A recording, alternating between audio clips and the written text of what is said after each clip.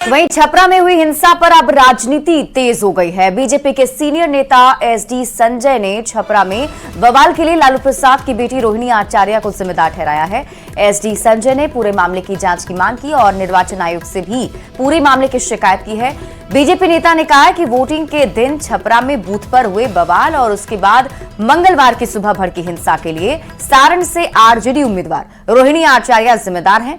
छपरा में हिंसा की घटना को उन्होंने बेहद शर्मनाक बताया।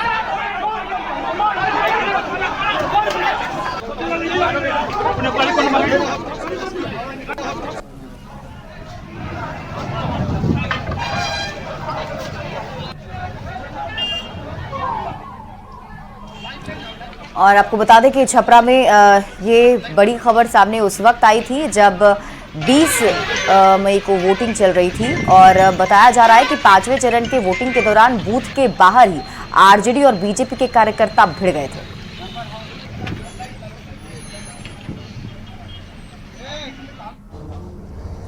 अलग अलग पोलिंग बूथ पर पूरी अपनी पुलिस फोर्स, सुरक्षा फोर्स के साथ और कुछ उनके साथ उनके लोग थे और उन बूथों पर जाकर के बार बार वो मतदाताओं को डराने धमकाने का काम कर रही थी और लोग वहां कह रहे थे कि कृपया आप यहां से जाएं, यहां पर बूथ छापने का काम नहीं होता है।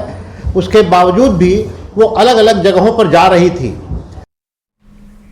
तो छपरा में हुई हिंसा पर अब दोनों पक्ष की ओर से खुल करके आरोप प्रत्यारोप का दौर तेज हो चुका है। बीजेपी जहां इस हिंसा के लिए आरजेडी को जिम्मेदार ठहरा रही है, तो वहीं तेजस्वी यादव ने इशारों में बीजेपी पर सवाल उठाए हैं और ये कहा है कि उचित समय पर सभी का जवाब दिया जाएगा। बूथ पर तो जो प्रथम दृष्टिया कार्रवाई होनी चाहिए उसकी पूरी जांच होगी और बूथ पर गया कौन था पूरा देश जानता है। गुंडागर्दी करने गया कौन था पूरा देश जानता है। अब इसकी पूरी जांच होगी, पूरी कार्रवाई होगी, जो गलत किया उस पर कार्रवाई होगी। हिंसा के लिए हमने पहले भी बोला कोई जगह नहीं है और हमने आज भी अधिकारियों से बात की है और लगातार हम चाहते जो कुख्यात अपराधी है वो कुख्यात अपराधी जो है जल्दी पकड़े जाए। अभी जो लोग लाखों से हार रहे हैं ये उनका बौखलाहट पर नजर आ रहा है। और अब आपको पूरी खबर बता देते हैं कि सोमवार को दिन भर आखिर क्या क्या हुआ। शुरुआत अगर हम करें तो 5वें चरण की वोटिंग सोमवार को चल रही थी और सब कुछ शांतिपूर्वक चल रहा था, लेकिन उसी बीच ये खबर सामने आई कि जो आरजेडी की उम्मीदवार हैं रोहिणी आचार्य, वो वहां बूथ के बाहर मौजूद थी।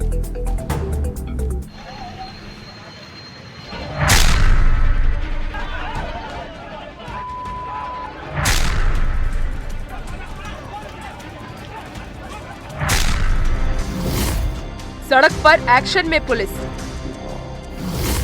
गाड़ियों के टूटे पार्ट्स, अस्पताल में भागम भाग। छपरा में क्यों भड़की हिंसा की आग?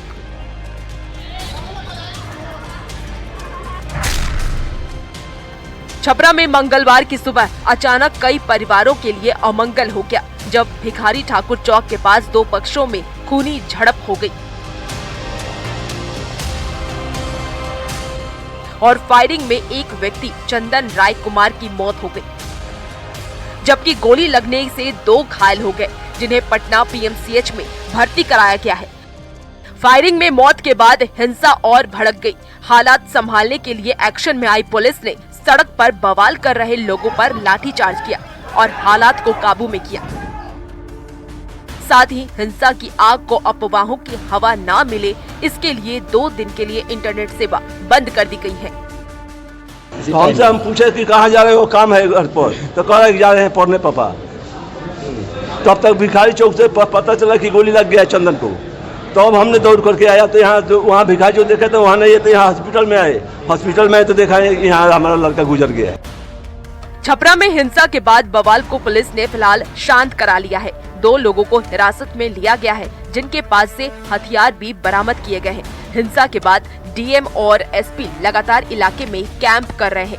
भारी संख्या में पुलिस बल भी तैनात है वहीं पूरे मामले में एसपी ने नगर थाना अध्यक्ष अश्विनी कुमार तिवारी की लापरवाही मानी है और तत्काल प्रभाव से उसे सस्पेंड कर दिया है। हमने 2 दिन के लिए इंटरनेट बंद कराने का भी आदेश दिया है और सभी क्षेत्रों में पुलिस को एक्टिव किया है। जो हमें पता चला है, जो घटना कारित किए हैं, उनमें से 2 लोगों को पुलिस ने अरेस्ट भी किया है और सभी से अपील करूंगा शांति बनाए रखें। जिसने गलत किया है उसके ऊपर कार्रवाई होगी। अगर कोई इंसाइट करने का कोशिश करेगा मॉब को, उसके ऊपर भी कार्रवाई होगी। जिसने भी इस घटना के पीछे इंसाइटमेंट में काम किया होगा उसको भी चिन्हित करके सख्त कार्रवाई की जाए। पुलिस के मुताबिक छपरा की हिंसा में शामिल कई लोग फरार हो गए हैं, जिनकी गिरफ्तारी के लिए लगातार कार्रवाई की जा रही है और पुलिस ने लोगों से किसी भी अफवाह से बचते हुए शांति बनाए रखने की अपील की है।